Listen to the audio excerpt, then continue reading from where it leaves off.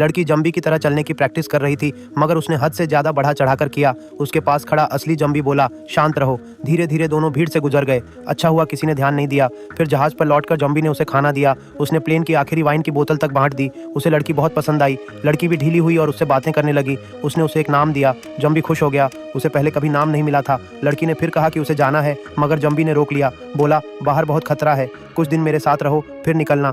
लड़की मान गई।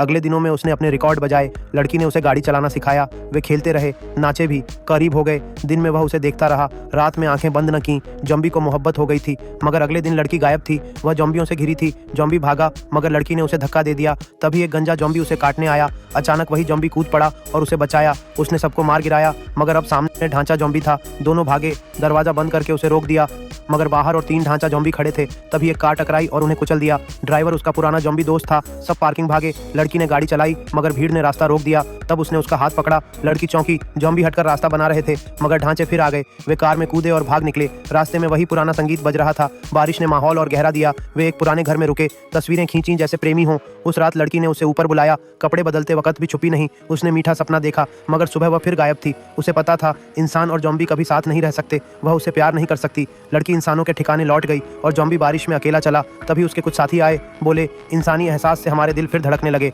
मगर इसी वजह से हमें जॉम्बी राजा ने निकाल दिया। उन्होंने चेतावनी दी, राजा लड़की का शिकार कर रहा है। वह भागा उसे बचाने। उसी वक्त लड़की बालकनी पर खड़ी उसे याद कर रही थी। नीचे देखा, वह उसका इंतजार कर रहा था।